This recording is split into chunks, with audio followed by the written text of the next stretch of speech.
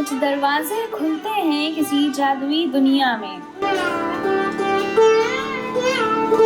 दुनिया जो रोजमर्रा की भागम भाग से दूर लीन है किसी साधना में।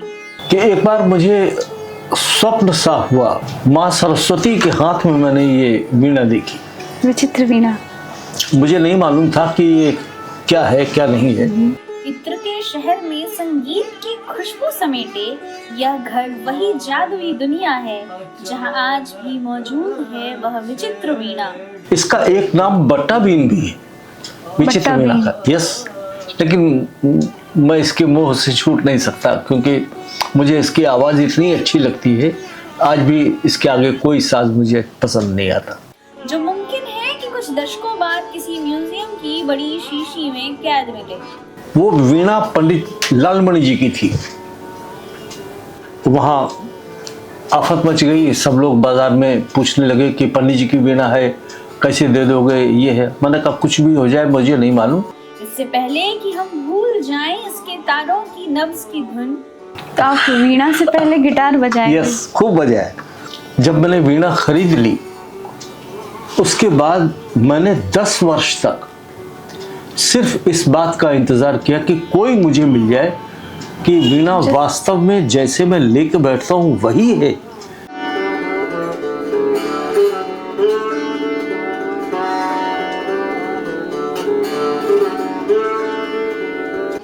आइए जरा ठहर कर पंडित किशन गुप्त महाराज से इसकी कहानी सुन भर लें।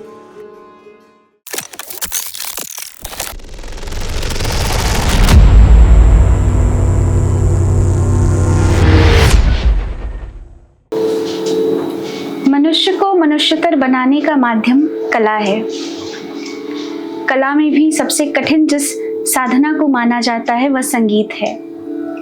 संगीत अपनी साधना में आपका पूरा जीवन मांगता है।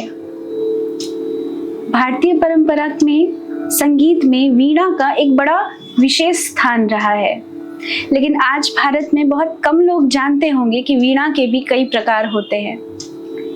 वीणा के इन्हीं प्रकारों में एक है विचित्र वीणा, और आज भारत में बहुत कम साधक हैं जिन्होंने इस विचित्र वीणा को साधा है। और आज हम उपस्थित हैं भारत के उन्हीं बिरले मणियों में से एक के घर, श्री किशन चंद्र गुप्त जी महाराज के घर। और ये वही कमरा है जो दशकों से इनकी साधना का साक्षी रहा है। तो हम अपने ढाई आखर चैनल पर बहुत बहुत स्वागत करते हैं महाराज जी, गुरु जी का। आपका बहुत बहुत स्वागत है। धन्यवाद। आप कैसे हैं? मैं बहुत अच्छा हूँ, ईश्वर की कृपा है। सब उनकी कृपा से बिल्कुल अभिभूत हूँ, बहुत अच्छा हूँ, स्वस्थ हूँ, सानंद हूँ, और संगीत की कृपा है, मैं तो ये कहूँगा। यहाँ आकर मेरी ऐसी अनुभूति है कि संभवतः ईश्वर की मुझ पर कृपा है जो मुझे आपके और इस विचित्र वीणा दोनों के ही दर्शन हुए। हम संगीत की बात करेंगे, हम वीणा पर बात करेंगे, लेकिन उससे पहले हम आप पर बात करते हैं। गुरुजी, आप अपने बारे में कुछ बताइए, आपका जन्म और आपका परिवार, आपकी पढ़ाई। जी जी, अपने बारे में मैं सबसे पहले तो ये कहूँगा कि मैं बहुत भाग्यशाली हूँ कि मुझे एक बहुत अच्छे परिवार में जन्म मिला। ये मेरा सौभाग्य है। और मेरी माँ बहुत विदुषी थी, हिंदी साहित्य की बहुत अच्छी साहित्यकार भी थी, और उन्होंने हमें संस्कारों में संगीत दिया। वो यद्यपि स्वतः कोई बहुत बड़ी संगीतकार नहीं थी, लेकिन उनके आचरण, उनका विचार, उनका हम लोगों के प्रति स्नेह है, उन्होंने हमें संगीत में ढाल दिया। हमारी पढ़ाई लिखाई, एकेडमिक क्वालिफिकेशन BA तक हुई। मेरा परिवार, उसके बाद हमारी जिम्मेदारियां बढ़ी, तो हमें अपना मिल चलाना था। सब परिवेश संभालने थे, और ईश्वर की कृपा रही कि उसी के साथ साथ ये संगीत भी पनपता रहा। मैं शुरुआत से संगीत का प्रेमी तो रहा, लेकिन इसकी बहुत विशेषताएं मैं नहीं जान पाया था, क्योंकि मैं साइंस का विद्यार्थी रहा और उस समय संगीत विषय नहीं था हमारा।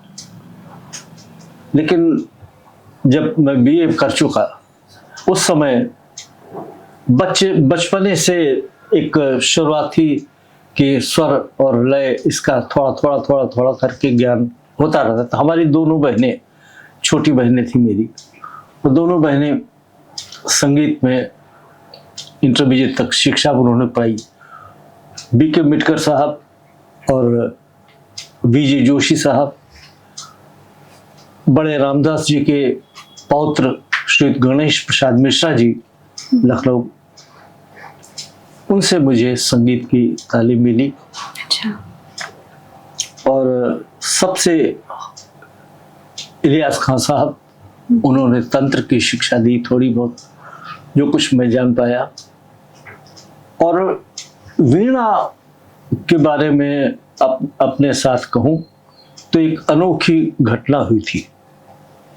वो ये थी कि एक बार मुझे स्वप्न सा हुआ रात्रि में, मैं समझ नहीं सका कि कौन सा वाद्य यंत्र है, और मैं देख रहा हूं कि एक बड़ी बहुत सुरम्य स्थान है जहां देवलोग सब नर्तन कर रहे हैं, कोई पखावज बजा रहा है तो कोई।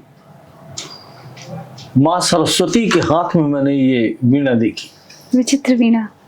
मुझे नहीं मालूम था कि ये क्या है क्या नहीं है, लेकिन सुबह हुई तो मैंने जिज्ञासावश पूछा जाकर के अपने बी मिटकमरा साहब से।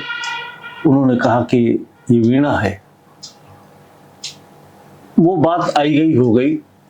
एक बात गिटारिस्ट हमारे यहाँ आए, प्रेम जैन साहब, वो गिटार बजाते थे, हवाइन गिटार। उनका हमें हवाइन गिटार बहुत अच्छा लगा। हालांकि वो फिल्मी गाने बजाते थे, लेकिन फिर भी उनका गाना हमें बहुत अच्छा लगा, तो हम जिद में गिटार खरीद लाए। अच्छा। वो बजता रहा बहुत दिनों तक, हमने खूब बजाया और यूं ही बजाते रहे, कोई तालीम नहीं थी उसकी। तो आप वीणा से पहले गिटार बजाए? यस, खूब बजाया। और उसका ऐसा हुआ, कुछ ईश्वर की कृपा ही मैं मानूंगा जी। उसका एक दिन तार टूट गया, और यहाँ कोई साधन नहीं था। मैं कानपुर गया, मैंने कहा कि इसका तार डलवा लूं। तो मैं दुकान पे नीचे खड़ा था, तो ऊपर ये वीणा बन रही थी, और वो मैं बार बार उससे कह रहा था कि मेरी बात सुन लो।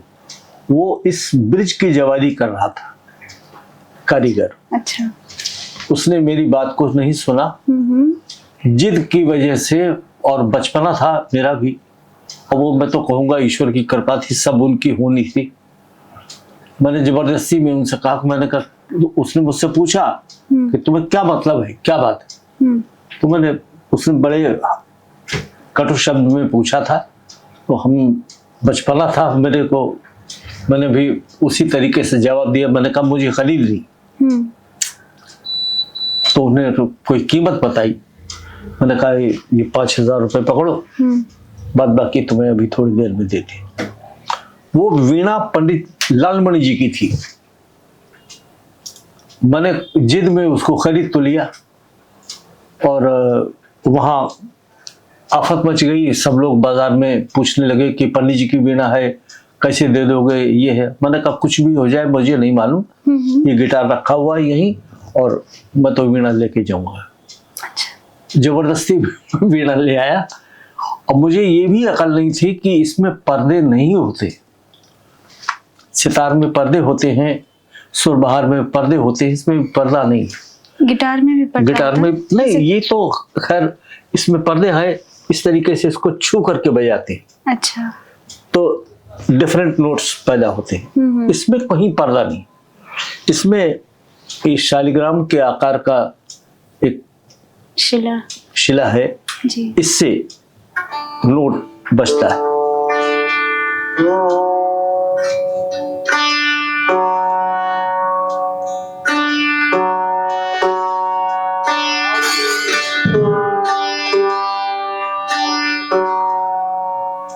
ये अंतर है इसमें।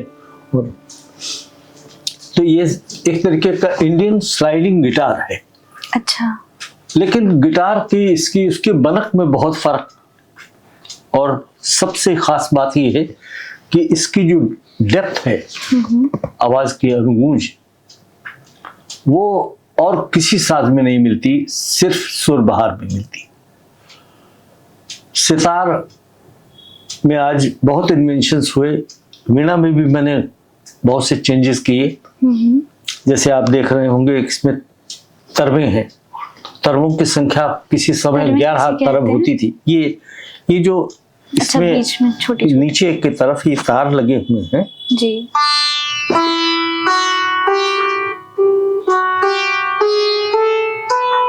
ये तरबें कहलाती हैं। अच्छा। तरब के तार। तो इससे ऊपर का वाइब्रेशन नीचे के तारों पर पहुंचता है, तब वो रेजोनेंस होता है। ये इसकी तरफ की बात होती है। दूसरी इसकी सबसे बात खास होती है इसकी जवारी। अच्छा। जैसे गिटार में जवारी नहीं होती, इसमें जवारी है। जवारी किसे कहते हैं? ये जवारी है जो इसमें स्फुरण पैदा होता है आवाज में, ध्वनि में स्फुरण पैदा होना। इसमें एक रास्ता है, इसमें कई एक स्फुरण मिलेंगे आपको एक साथ।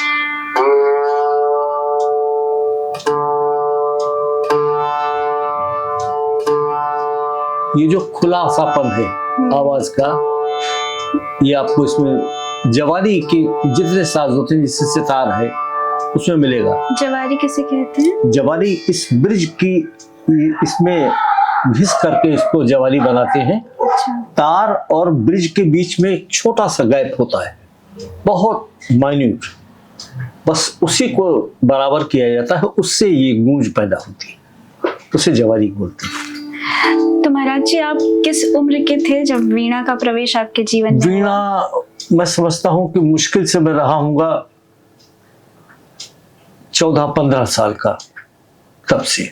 और ये उस समय? बस तब से ये शुरुआत हुई है और निरंतर अभी तक ईश्वर की कृपा है, बस। और आप 14-15 वर्ष से पहले गिटार बजा रहे थे? पहले गिटार बजा रहा। तो यहाँ पर आपने एक मिथक को तोड़ा है कि लोग पहले वेस्टर्न म्यूजिक से शास्त्रीय आना लोगों को डिफिकल्ट लगता है, या इंडियन क्लासिकल म्यूजिक जो है वो ज़्यादा अनुशासन, ज़्यादा डिसिप्लिन मांगती है। तो ये एक उल्टी प्रवाह देखने के लिए यहाँ पर ऐसा मैं इसलिए नहीं मानता कि संगीत स्वतः एक प्रवाह है। आवश्यक नहीं है कि आपने किस तरह से इसको शुरुआत की। कोई पानी चाहिए तो नल से भी आ सकता है, नदी से भी आ सकता है, समुद्र से भी आ सकता है, बरसात से। मुझे तो ऐसा लगता है कि मैंने तो बरसात से पाया, विरासत में मिला है।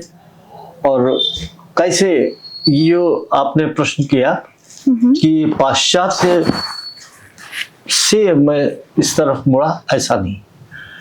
मेरी प्रारंभिक रुचि ही रही है स्थिरता की ओर।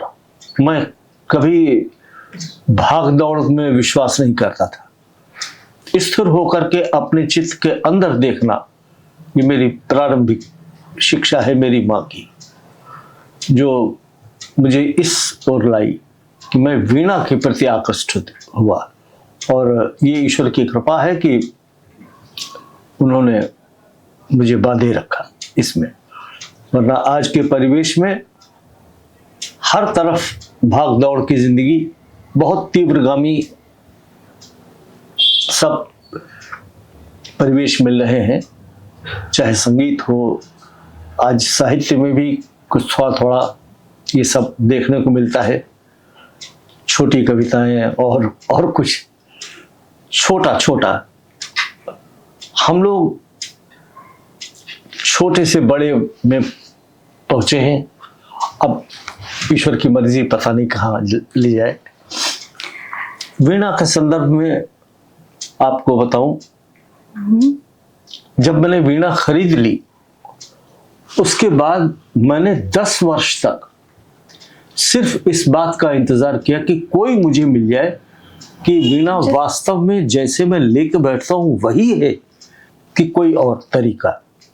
मुझे पता नहीं था, बहुत मुश्किल से, उस वक्त कोई फोन का साधन नहीं था, कुछ ऐसे नहीं थे। तो आपने 10 वर्षों तक खुद से साधना की है? स्वतः अपने आप। और मैंने यहाँ पे इस कमरे का एक टाइल टूट गया था, वो मैंने उससे इसकी शुरुआत की थी। मेरे पास ये स्टूल भी नहीं था, मैं नहीं जानता था कि कैसे बजता है, ये केवल वो स्वप्न था बस। 10 वर्ष बाद मैं एक बार दिल्ली गया, दिल्ली में आकाशवाणी में पता किया कि कोई विचित्र वीणा बजाने वाला कोई है, तो मुझे 2 नाम पता चले थे, एक अहमद रजा खान साहब और दूसरा पंडित गोपाल कृष्ण जी मिश्र जी। मैंने दोनों के घर जा करके उनसे, पंडित जी के यहाँ गया जब मैं, तो बहुत डर रहा था। मैं सोच रहा था कि इतने बड़े आर्टिस्ट के पास जाऊंगा, पता नहीं वो हमसे बात भी करें कि नहीं करें, कैसे होगा। ये शायद वैसा ही डर है जो मैं यहाँ आने से पहले महसूस कर रही थी। तो मैं वहाँ पहुंचा, खैर उन्होंने बहुत आवभगत की मेरी, और जब उन्होंने जाना कि मैं उसका कुछ थोड़ा सा अधिकारी हूँ, तब उन्होंने वीणा निकाली और कहा, मैंने देखा सबसे पहले कि मैं जैसे बैठा हूँ क्या वैसे ही पंडित जी बैठे। तो मुझे अचंभा लगा कि हाँ वैसे ही है। फिर दूसरा अचंभा मुझे लगा जब मैंने देखा कि तार जैसे मैंने मिलाए थे, पंडित जी ने वैसे तार मिलाए हुए। अब मेरे पास कोई बजाने का साधन तो था नहीं जी। तो वही मैं लेकर के गया था। तो बट्टा मैंने सबसे पहले उनके पास, इसको बट्टा भी बोलते हैं। अच्छा। इसका एक नाम बट्टा बीन भी है, विचित्र वीणा का। यस, इसे बट्टा बीन भी कहते हैं। वो इसका वजह ये है कि इसे इसको नाम उर्दू में इसको बट्टा कहते हैं। और वीणा में खास बात ये होती कि स्ट्रोक से बजती। 2 प्रकार के तंत्रवाद्य हैं, एक गज से बजाए जाने वाले और एक स्ट्रोक से बजने वाले। गज क्या होता है? एक बोइंग इंस्ट्रूमेंट जिसे बोलते हैं, जैसे वायलिन है, सारंगी है, इसराज है, ये बोइंग इंस्ट्रूमेंट्स हैं। और स्ट्रोक के इंस्ट्रूमेंट्स सितार, सरोद, वीणा, ये सब इस तरीके के इंस्ट्रूमेंट्स हैं। तो इनमें भेद है थोड़ा। अब ये विचित्र इसलिए है क्योंकि साउंड क्वालिटीज के लिहाज से ये सबसे डिफरेंट है। अच्छा। सबसे पहली बात। दूसरा, ये गंभीर इसमें बहुत है। मतलब दूसरे वीणा के अन्य प्रकार में ये गंभीरता नहीं मिलती है। नहीं गंभीर है, रुद्र वीणा भी बहुत गंभीर है जी। रुद्र वीणा है, दत्तात्रेय वीणा है, दक्षिणाती वीणा है, सब गंभीर है। वीणाएं ज्यादातर गंभीर है, लेकिन इस वीणा में खास बात यह है कि गंभीरता के साथ सुलभता भी है कुछ। जैसे ये स्वर देखें,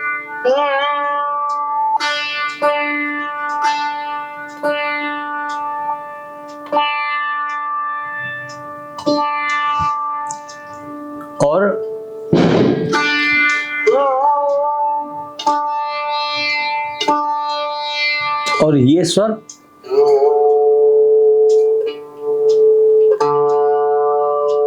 तो इन तीनों का अंतर महसूस कर पाएंगे।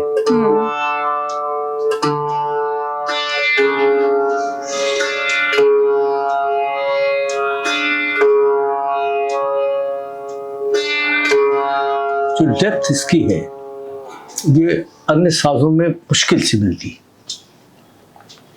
इसमें है ये, इसलिए भी विशेष है। दूसरे इसमें कुछ और खास बात ये होती है कि इसमें मिलाप के लिए जो तार हैं, इनमें ये छोटे छोटे जो आप देख रहे हैं, और मैं देख रही तार हूँ बड़े कसने सुंदर के लिए सुंदर जगह है। कहीं मछलियां बनी हैं, जी कहीं जी जी हंस। जी, ये तारों को कसने के लिए होती हैं, अच्छा। यानी फाइन ट्यूनिंग के लिए। ये ट्यूनिंग की खुटियां हैं जी। और प्लस उसमें ये फाइन ट्यूनिंग के लिए जी। इतना फर्क। मैं देख सकती हूँ इसमें कुछ तार मुझे कॉपर के लग रहे हैं और जी, कुछ जी जी, ये कॉपर के होते हैं, स्टील के एल्युमिनियम तार या होते हैं। स्टील? अच्छा। एल्युमिनियम नहीं होता इसमें, स्टील होता है, स्टेनलेस स्टील का तार होता है। ये 3 तार इसमें स्टील के हैं। 3 तार, और ये भी तार स्टील के हैं। अच्छा। नीचे के सब तार स्टील के हैं। तो ये 3 कॉपर के होने ये का। 3 कॉपर के तार में ज्यादा डेप्थ होता है, देखिए। और इसे लरज बोलते हैं। लरज यानी इस सा का ये नीचे का हिस्सा सा है।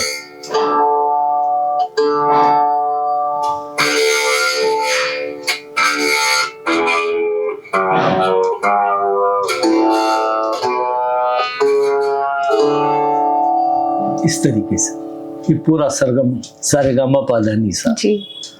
तो ये लर्ज का तार है, ये मध्य सा है, ये अतितार सा है, ये सेम है।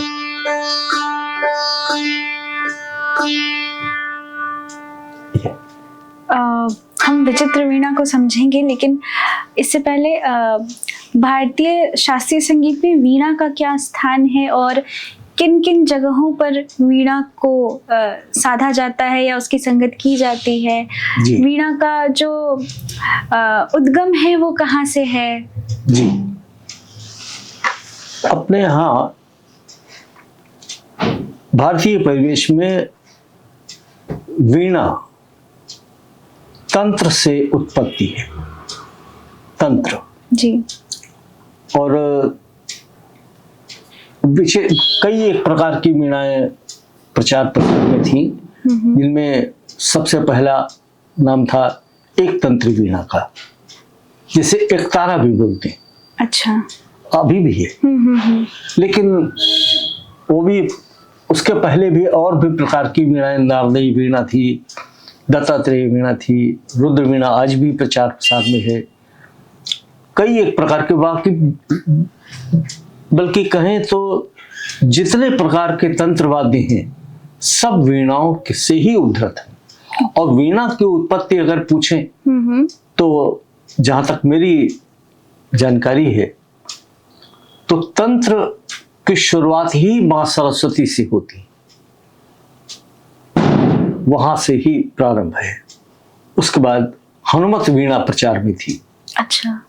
जो रावण हत्था एक, हाँ, हमने सुना है होगा, वो आज भी राजस्थान में बजता है, लेकिन वो बोइंग इंस्ट्रूमेंट है, वो स्ट्रोक का इंस्ट्रूमेंट नहीं। तो इस तरीके से कई एक वीणाएं प्रचार प्रसार में 36 प्रकार की वीणाओं का उल्लेख मिलता है। 36 प्रकार की वीणाएं। उसमें में से सबसे नवीनतम ये प्रकार ये विचित्र वीणा है। विचित्र वीणा। जी। अब ऐसे इसके बाद भी मोहन वीणा का नाम आता है। अच्छा। जो गिटार का ही एक रूप है, जिसमें भी तरबे हैं और चिकारी का ये तार, चिकारी इसे बोलते हैं। ये तार साख की चिकारी होती है, इस सुर की चिकारी है ये, इसके बराबर का टोनल क्वालिटी है। गुरुजी, वीणा, सितार, तानपुरा, बहुत सारे लोग इसमें अंतर नहीं जानते हैं। उनको वही कुछ सिमिलर आकार का जो दिखता है वो उसमें डिफरेंशिएट नहीं कर पाते। जी जी। वीणाओं में सबसे बड़ी बात ये होती है कि यूं तो हमने अभी आपसे कहा कि जितने प्रकार के तंत्रवादी हैं सब वीणा के ही श्रेणी में ही आते हैं। अच्छा। लेकिन बोइंग इंस्ट्रूमेंट्स जितने हैं गजवाज से बजाए जाने वाले, वो दूसरी श्रेणी हो गई। स्ट्रोक से बजाए जाने वाली ये एक दूसरी श्रेणी श्रेणी। हो गई। इसमें सितार, सरोद ये आते हैं। और भी वाद्य हैं, जैसे सुरमंडल हुआ वो, और उसका क्या नाम है, सुरबहार हुआ। ये सब बहुत सारे वाद्य हैं जो स्ट्रोक से बचते हैं या किसी आघात से बचते हैं। ये आघात ही है जिसे स्ट्रोक कहते हैं, ये आघात है। ये मिजराब के द्वारा इस तार पर इस तरीके से आघात हो रहा है। तो जो आघात से बजाया जाता है वो स्ट्रोक का बाजा हुआ। वीणा में और सितार में बहुत फर्क है, उसमें पर्दा है, इसमें पर्दा नहीं। वीणा में जो रुद्र वीणा है, इस विचित्र वीणा के अलावा जितनी वीणाएं हैं उनमें सब में पर्दा है। अच्छा। कोई वीणा ऐसी नहीं है जिसमें पर्दा नहीं।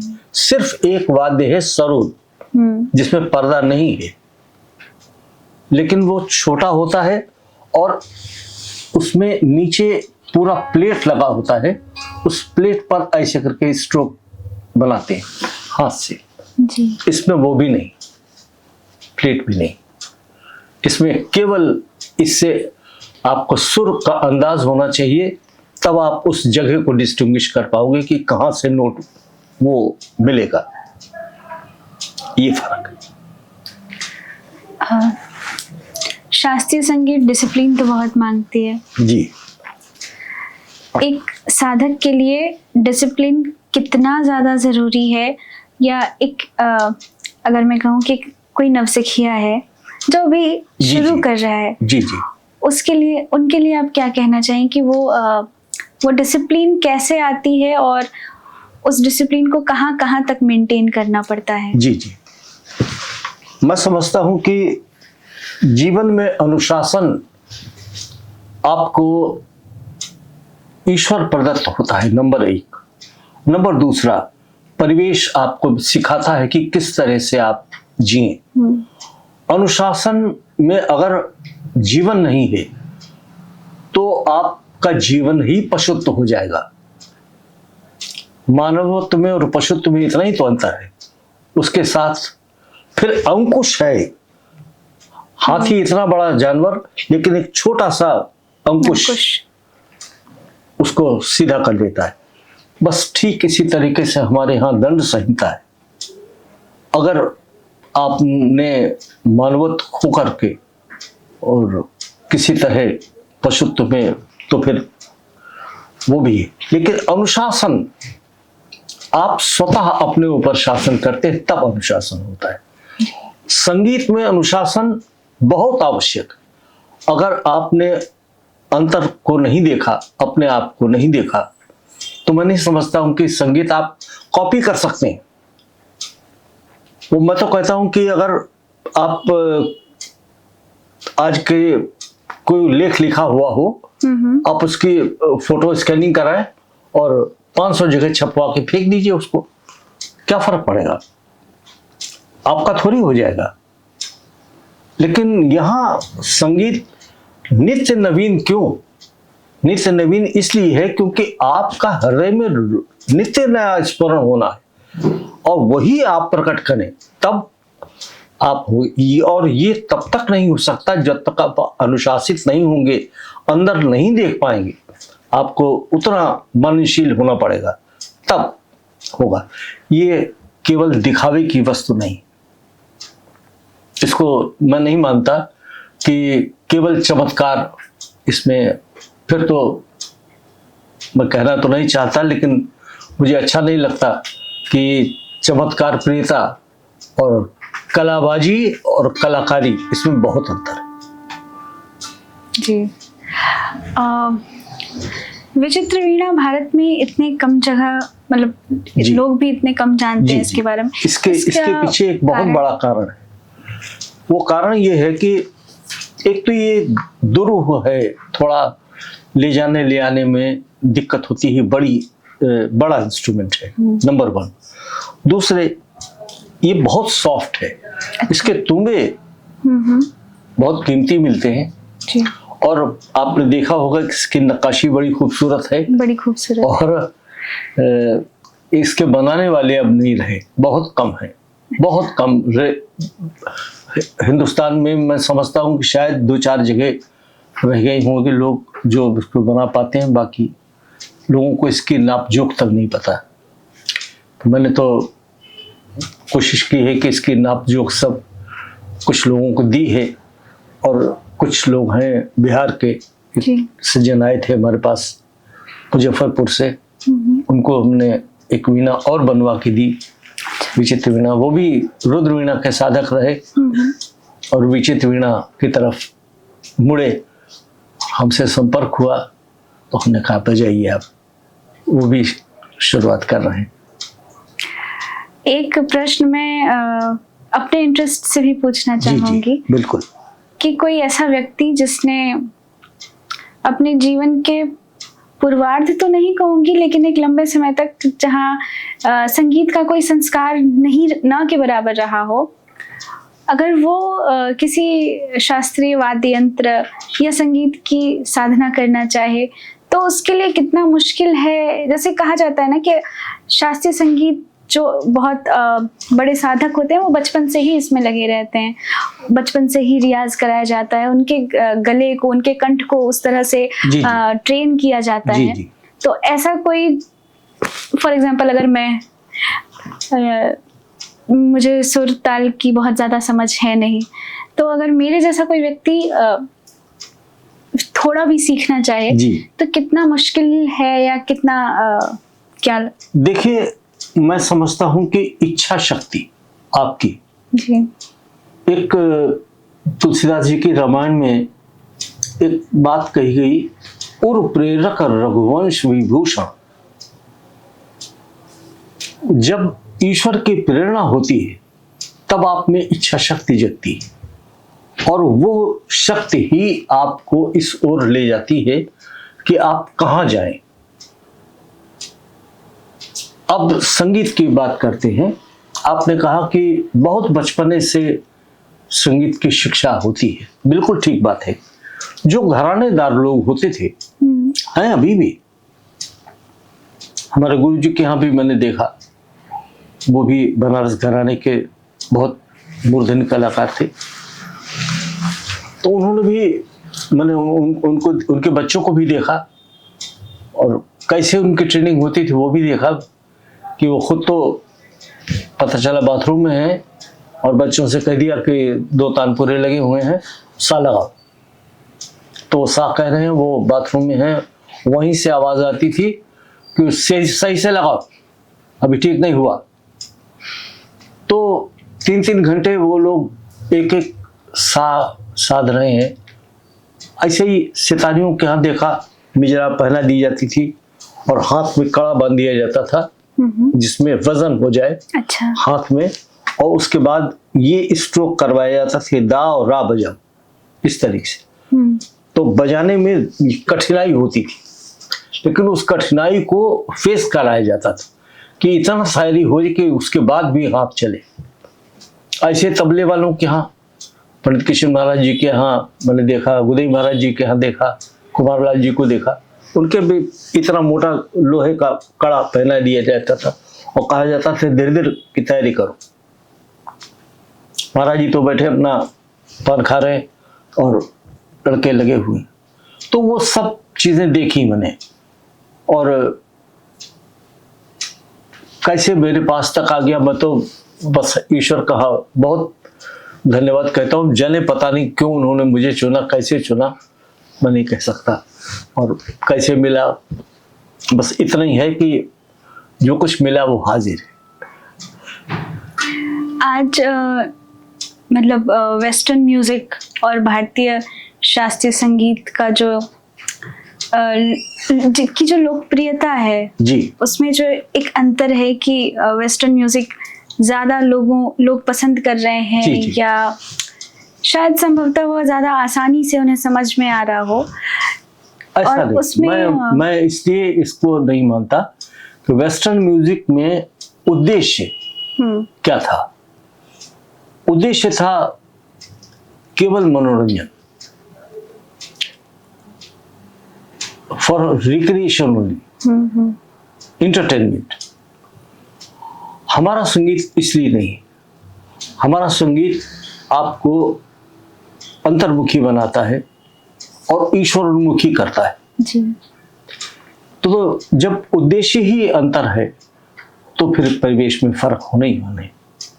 और रह गई बात आज के परिवेश की, तो मैं तो ये कहूँगा कि जैसे वेस्टर्न म्यूजिक की तरफ लोग बहुत आसानी से आकृष्ट हो जाते हैं जी।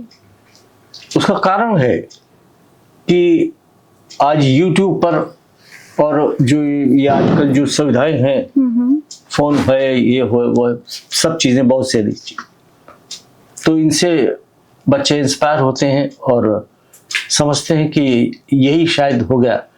लेकिन हम अपने यहाँ घर में देखते हैं, हमारे बच्चे भी हैं, हमारे पौत्र लोग हैं, ये गिटार लेकर के आए, बाबा हम भी सीखेंगे। बिल्कुल सीखो।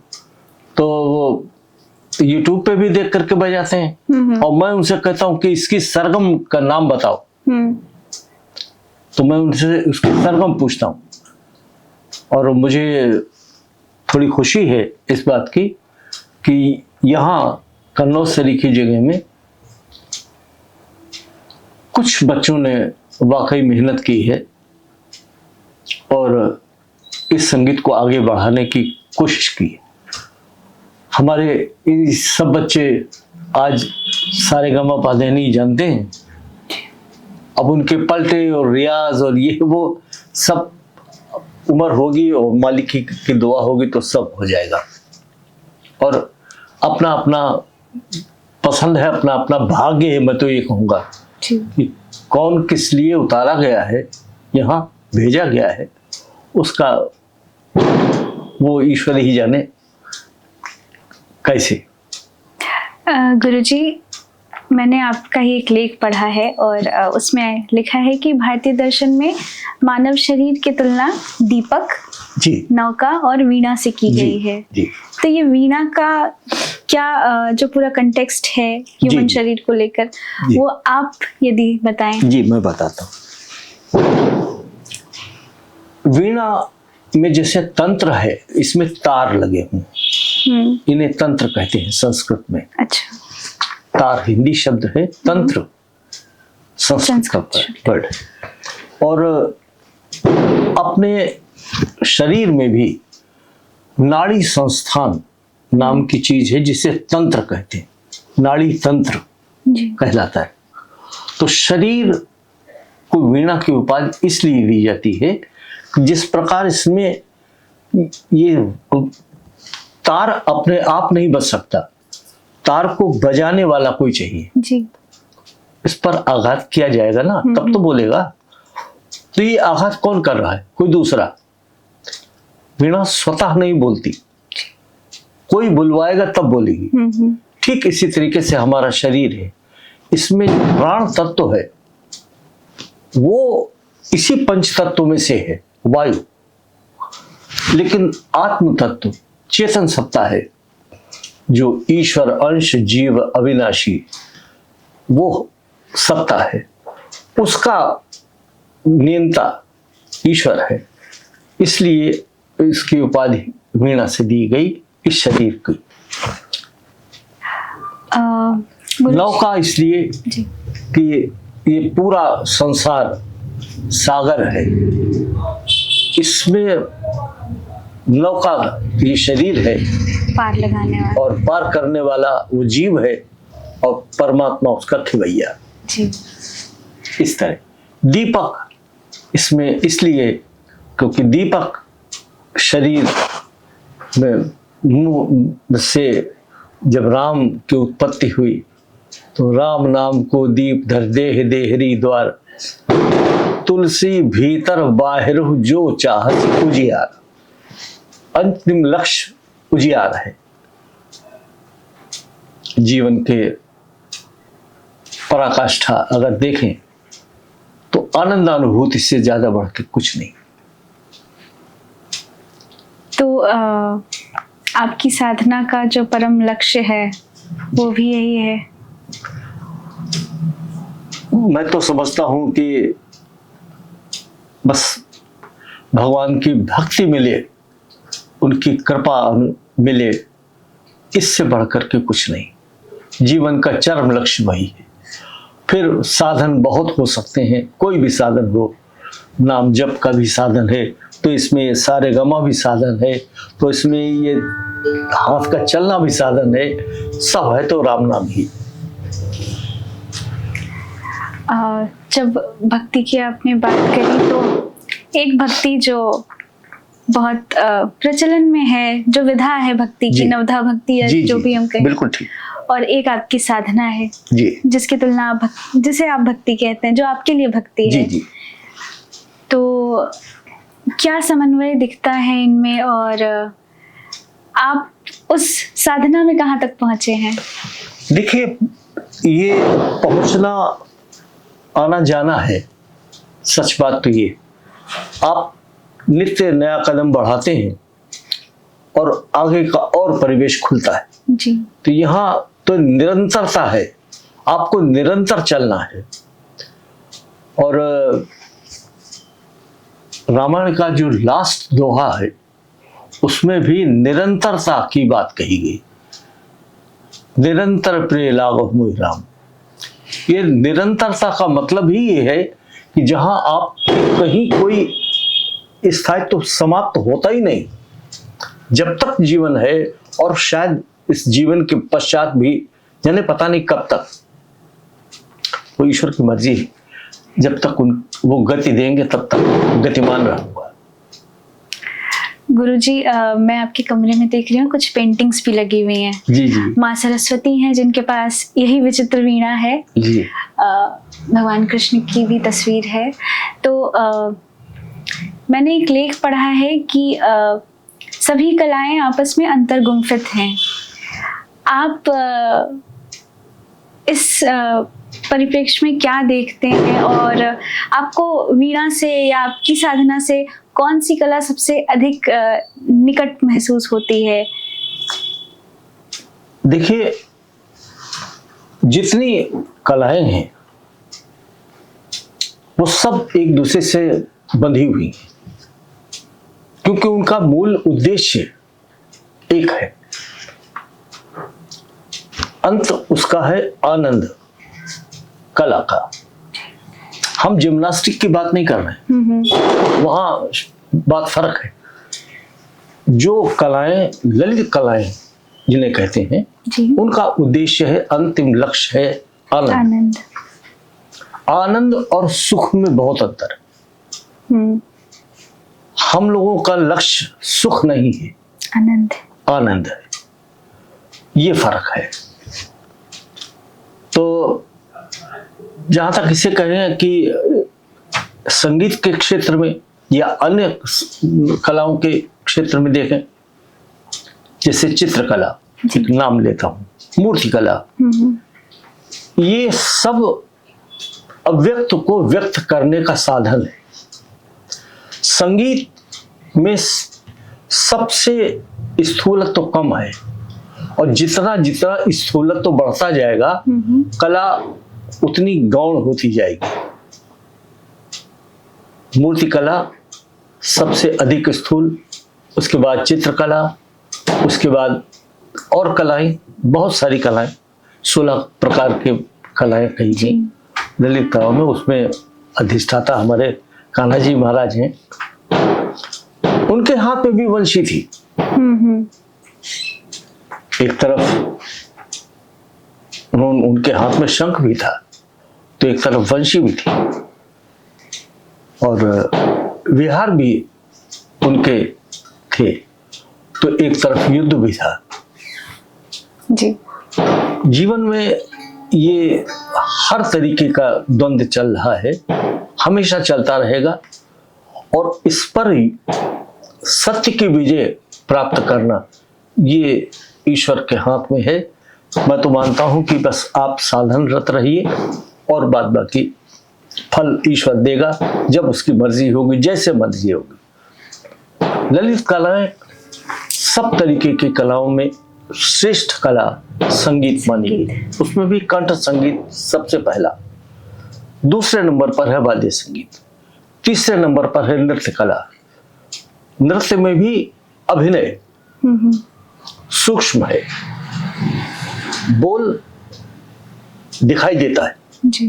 और अभिनय केवल आंख देख सकती है, यहाँ केवल श्रवण कर सकते हैं, यहाँ कुछ दिखाई नहीं दे सकता, पकड़ नहीं सकते, लेकिन अनुभूति कर सकते। जैसे अपने अंदर का प्राण आप बहुत आसानी से जान सकते हैं, आत्म तत्व को पहचानने के लिए बहुत मुश्किल होगा। ठीक ठीक इसी तरीके से इसमें संगीत में तत्व को जानने के लिए, उसके मर्म को जानने के लिए, सच पूछा जाए जब तक ईश्वर की कृपा नहीं है तब तक आप चमत्कार देख सकते हैं, उसका आनंद नहीं ले सकते। उसमें ये एक शेर है जिसमें कहा गया है, ये आग का दरिया है और डूब भी जाना है।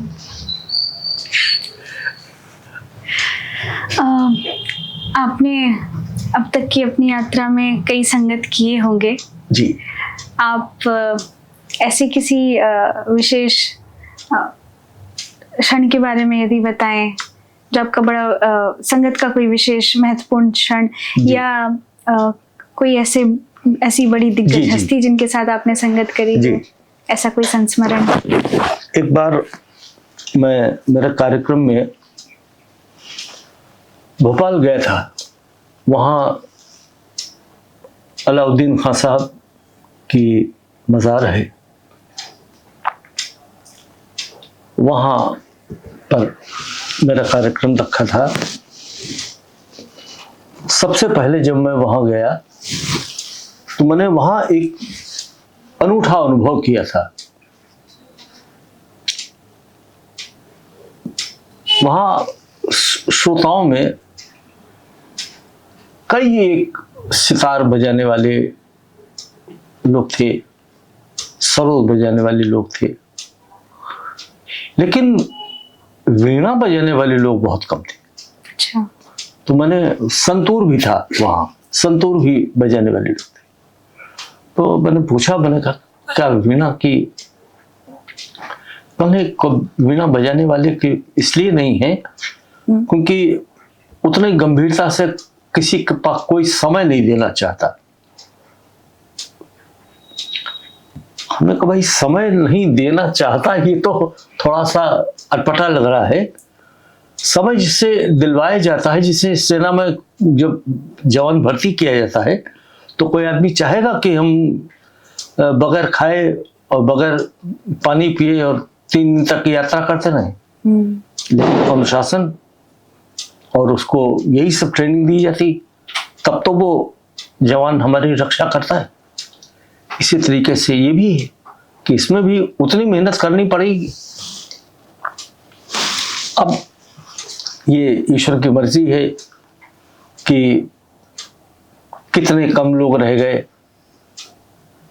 उसमें भी अभी भी नए लोगों में, बच्चों में भी कुछ जो लोग, जैसे लोग हमारे पास कुछ मिले हमें, जो गायन से अभी शुरुआत कर रहे हैं और उसके बाद उन्हें हमने गिटार पकड़ाया कि अब तुम जो गा रहे हो वो गिटार पे बजाओ।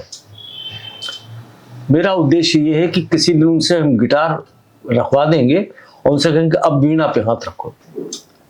जैसे जैसे उनकी श्रेणी बढ़ती जाएगी वैसे वैसे उन्हें हम वीणा के नजदीक लाने की कोशिश कर रहे हैं। ये प्रयास है मेरा। आपको आपके इस कला का उत्तराधिकारी कहीं दिखता है, अब तक मिला है? अभी तक तो मुझे नहीं मिला। हालांकि संगीत नाटक अकेडमी में मैंने कई बार प्रयास किया, कई संगीत के अध्यापकों से भी बात की। कुछ लोग शुरुआत करना भी चाहते थे, लेकिन मुश्किल ये है कि एक तो ये इंस्ट्रूमेंट बहुत रेयर है, बनाने वाले बहुत कम जी। जब और कीमत भी बहुत। इस समय कोई भी वीणा 70,000 से 80,000 के बीच में, इससे कम नहीं मिलेगी जी। ऊपर। अब तो विदेशों में तो ये 2.5 लाख और 4 लाख 5 लाख की भी, जब सितार बिक रहा है 4.5 लाख का विदेशों, तो वहां तो जाए बात अलग है। बाकी साधारण आदमी तो वीणा अफोर्ड करना बहुत मुश्किल है जी। बाकी इसका हम एक छोटा रूप भी बनाने की प्रयास में हैं अच्छा। कि जिसमें थोड़ा सा कैरी करने में आसानी हो जाए, लेकिन सोच रहा हूं कि इसकी टोनल क्वालिटी न बदल जाए कहीं। छोटा करने के उसमें पहले वीणा की साइज इससे बड़ी होती थी, अच्छा। इससे भी बड़ी होती थी। हमने इसको थोड़ा मॉडलाइज किया, थोड़ा छोटा किया। तुम्हें इसके थोड़े छोटे किए। अच्छा। तुम्हें पहले बहुत बड़े बड़े तुम्हें होते थे, और बीच में आपने YouTube पे देखेगा तो बहुत से कुछ लोगों के, पहले लोगों के, वो लोग पैर को इसके बीच में रखते थे, एक पैर को। अच्छा जी, इतना गैप होता था, इतनी बड़ी वीणा होती थी। तो वो समय के अनुसार थोड़ा थोड़ा बदलाव करते करते करते करते आज इस जगह पहुंचा हूं कि फिर भी अभी दुरूह तो है, लेकिन मैं इसके मोह से छूट नहीं सकता, क्योंकि मुझे इसकी आवाज इतनी अच्छी लगती है। आज भी इसके आगे कोई साज मुझे पसंद नहीं आता। गुरुजी, आज का समय सब कहते हैं कि रील का समय है, इंस्टाग्राम का समय जी। है, जहाँ पर थोड़ी सी ही कोई कला सीख कर लोग इतनी प्रसिद्धि पा लेते हैं कि रातों रात वायरल हो जाते हैं। और उस समय, मतलब उस और सेम टाइम पर आप जैसे साधक हैं जो इतने वर्षों से एक वाद्य यंत्र की साधना कर रहे हैं, और कहीं ना कहीं जो, अगर हम कॉमन मैन की दृष्टि से देखें तो वो प्रसिद्धि जो उन्हें मिली जी, उनके पर्सपेक्टिव से वो प्रसिद्धि आप जैसे साधकों को नहीं मिली है। मैं इसका कारण या आप इससे कितने सहमत हैं? आप नहीं, असहमत भी हो सकते हैं। मैं बिल्कुल असहमत हूँ, जी। क्योंकि मेरा उद्देश्य, मैं नहीं समझता कि एक सच्चे साधक का उद्देश्य कभी भी प्रशंसा पाना होता है। मेरा उद्देश्य ही नहीं है कि 4 लोग मेरे के लिए ताली बजाएं और कहें बहुत अच्छा बजाया, बहुत अच्छा बजाया। ये जिस दिन मेरे खुद आंख नम हो जाएगी अपने बजाने पर, और जिस दिन मेरा मालिक रिझ जाएगा, उस दिन मानूंगा कि हाँ, मुझे संगीत ने कुछ दिया। अभी तो मैं बहुत बचपना है मेरा, मैं चल रहा हूँ उस राह पर, मुझे नहीं मालूम कैसे होगा। हमारे जैसे बच्चे का हाथ पकड़ करके, उंगली पकड़ करके कोई चलाना सिखाता है ना, अभी तो वो स्थिति है, और बाद बाकी ईश्वर जाने। वृंदावन में एक संत हुए जिन्हें जी। सब जानते हैं, श्री हरिदास ठाकुर, जी। जो जी। तानसेन के गुरु जी थे। तो उनकी साधना से जो बांके बिहारी का युगल स्वरूप है वो उनके हृदय से प्रकट हुआ। जी। आपकी बातें सुनकर मुझे उनका ही दृश्य मेरे आंखों के सामने आ रहा है। ये तो ईश्वर की मर्जी है कि जो उन्होंने जैसा सोचा वैसा कहलवा दिया आपसे। बाकी जिस लायक मैं नहीं अपने को मानता, मुझे तो ईश्वर ने वो दिया है जिसका मैं शायद पूरी तरीके से अधिकारी नहीं था। मुझे पता नहीं कैसे मेरा कौन सा पुण्य था, मुझे ऐसी जगह जन्म मिला, ऐसी माँ मिली, ऐसा परिवेश मिला, ये सब संगीत का साधन मिला। मेरे लिए साधन भी है, साध्य भी। सच बात ये।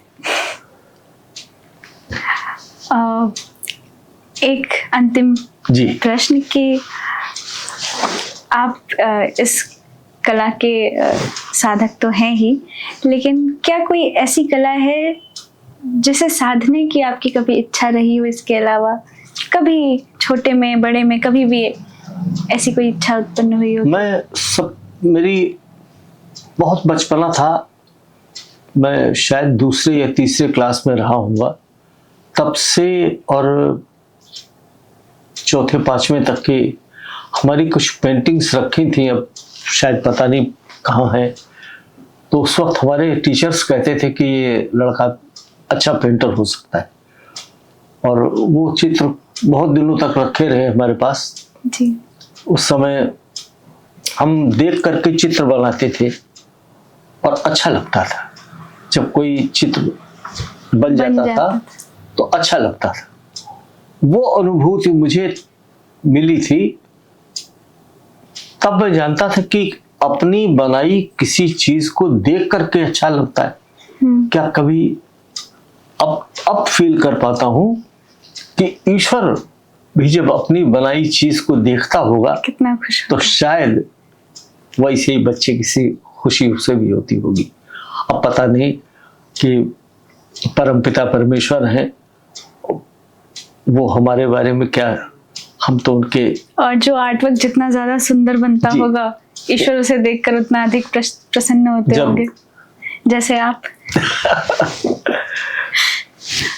हमारी जो टीम है ढाई आखर की, उसमें हम सारे ही नवयुवक नवयुवतियां हैं, लेकिन आज हमारे टीम में एक बहुत बड़े साहित्यकार हमारे साथ हैं, हमारे ही टीम का हिस्सा जिन्हें हम मानते हैं। ये हैं श्री अजित कुमार राय, और आज इसी शो पर हम अपनी टीम से भी प्रश्न लेंगे, जो गुरुजी से कुछ सवाल यदि पूछना चाहें तो पूछेंगे। तो अगला सवाल श्री अजित कुमार राय जी की तरफ से। प्रणाम गुरुवर। जय हो। तो मेरा यह आपसे प्रश्न है कि आपने नए ढंग से आपका संगीत ही एक नया शोध है, तो क्या आपने विचित्र वीणा के संदर्भ में कंपोजिशन करके कुछ नए रागों को जन्म दिया है क्या, जो आपकी अपनी मौलिक खोज हो? अपना भारतीय शास्त्रीय संगीत इतना प्रारंभ से बहुत, एक तरीके से कहा जाए तो बहुत समृद्ध है। उसमें राग रागिनियां, समय के बंधन, और किस समय कौन सा राग गाया जाना है, किस प्रकार से उसका आरोह अवरोह चलन, खाली चलन ही नहीं, उसमें एक एक सुर का बिंब दिखाई देता है। ये हम लोगों ने देखा है। और इसमें ये कहना कि हम अपना कोई नया राग इजाद कर दें, कोई नया अन्वेषण कर दें, 7 सुरों के अलावा उनके 5 विकृत अवस्थितियां हैं, जिनके अनुसार 12 सुरों की उत्पत्ति बनी, 24 श्रुतियों से, 22 श्रुतियों से, 22 श्रुतियों से 12 केवल स्वर उत्पन्न हुए, स्वर, और उनमें भी राग में उसको सुर कहा जाता है। स्वर, सुर,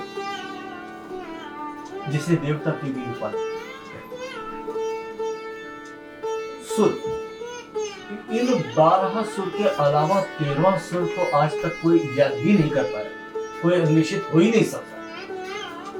सच बात तो ये, एक सप्तक में इससे ज्यादा सुर नहीं हो सकता। और ढाई आखर प्रेम को पढ़े सुपंडित वाली बात, यहाँ पांडित्य उतना माने नहीं रखता, बस जितना आपका प्रेम माने। हम अपने आप को धन्य मानेंगे यदि आप कुछ मिनट ये वीणा। जी बिल्कुल। वीणा के बारे में कुछ आप लोगों से निवेदन किया था, प्रैक्टिकली इसको कैसे बजाते हैं इसके बारे में थोड़ा सा देखा था। जो मैं बजाने जा रहा हूँ इसका नाम है बिहाग। बिहाग, बिहाग राग, बिहाग जी। इसमें मैं छोटा सा आलाप, एक हिस्सा जोड़ का, एक हिस्सा छोटा सा झाला का, और उसके बाद बंदिश का एक रंग आपको दिखाना चाहता हूँ। देखें, ये आलाप है।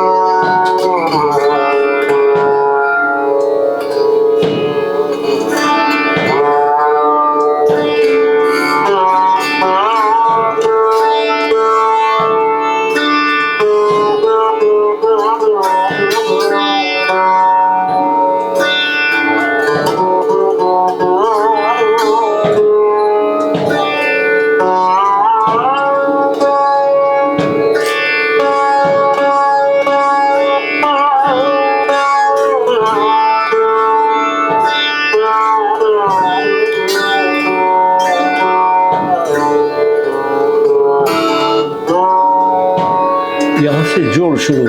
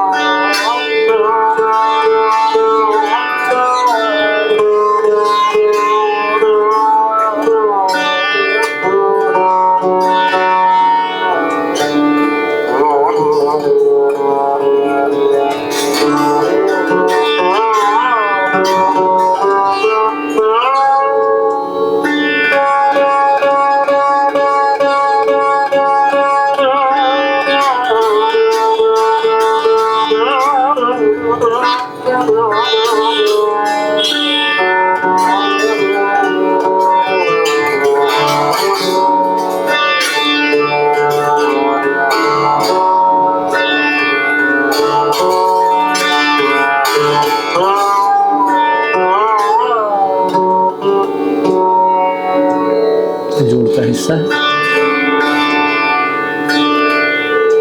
अब बंदिश की बात, ये बंदिश है। लट उलझे सुलझा जार बालम, लट उलझे सुलझा जार बालम, लट उलझे सुलझा, हाथों में मेरे मेहंदी लगे हैं, लट उलझे सुलझा जार बालम, लट उलझे सुलझा। अब इसको जब तंत्र में कहते हैं, ये तो बंदिश के बोल हैं। दर दर दर दर दर दर दर दर दर दर दर दर दर दर दर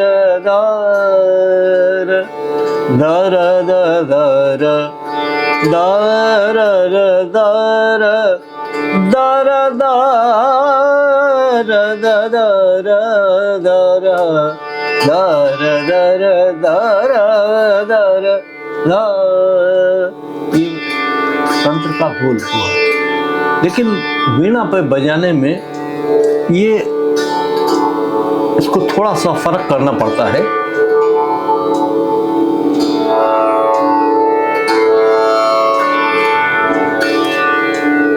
मैं सभी सुधी श्रोताओं से निवेदन करता हूं कि जितनी भी त्रुटियां हैं वो सब क्षमा करते हुए मेरी हैं, और यदि कुछ अच्छा है तो सब ईश्वर की दया है, ये मान करके क्षमा करें।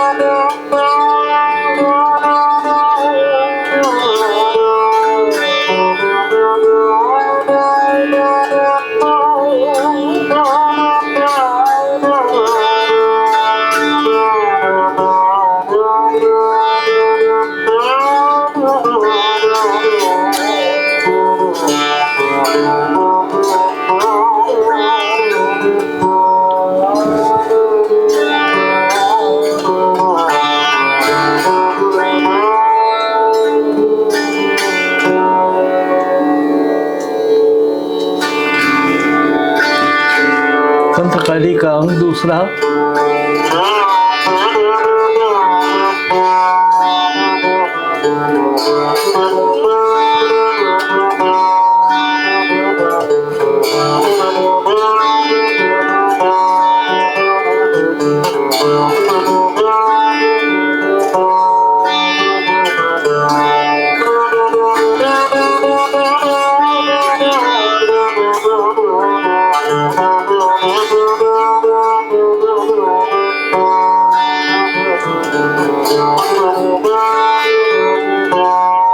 ये गत है। इसी तरीके से ठुमरी का भी परिवेश इसमें थोड़ा सा शामिल करके दिखाता हूँ। ये बिहार में ही है। ये दूसरा राग है खमाई, मिश्र खमाई।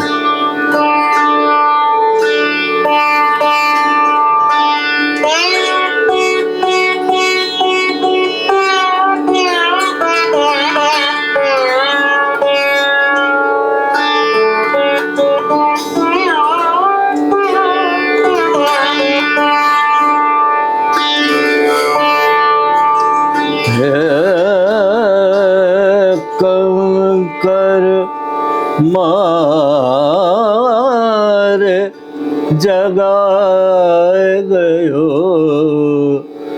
बमना के छोरा रे।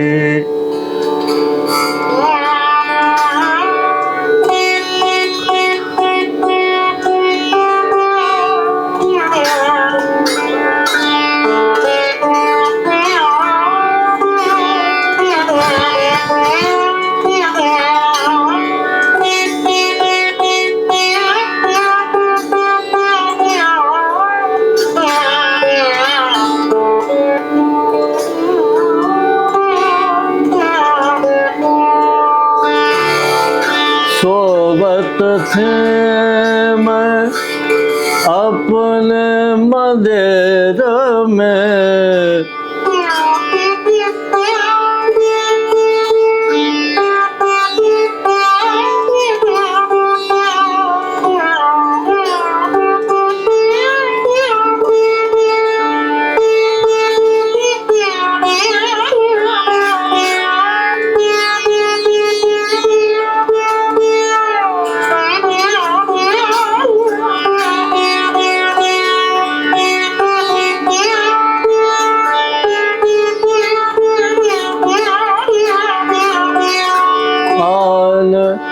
अचानक छेड़ गयो आन।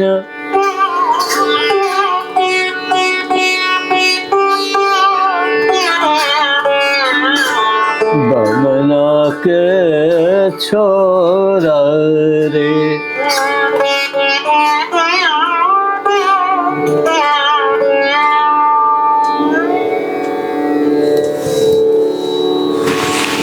तो ये पूरी ढाई आखिर टीम के लिए बड़ी खुशकिस्मती की बात है कि हमें गुरु जी के समक्ष उपस्थित होने का अवसर मिला और उन्हें देख पाने, उनकी इस अद्भुत कला का कुछ समय के लिए ही सही साक्षी बन पाने का अवसर मिला। हमारी पूरी टीम आपकी आभारी है गुरु जी, और हम आशा करते हैं कि हमें आपको देखने सुनने का और अवसर मिले और ये विचित्र वीणा जी भारत में इसकी परंपरा जारी रहे और आने वाले समय में हम और जानें इसके बारे में। इसी के साथ बहुत बहुत धन्यवाद आपका। आपका सभी सुधी श्रोताओं का भी धन्यवाद। और बस खाली एक शब्द के साथ अपनी बात समाप्त करूंगा। कला जीवन का सबसे बड़ा उद्देश्य है आनंद प्राप्ति का, और आप सब, हम सब मिल करके भगवान का बहुत बहुत धन्यवाद करें कि उन्होंने हमें मानव जन्म दिया। जय हो। जय हो।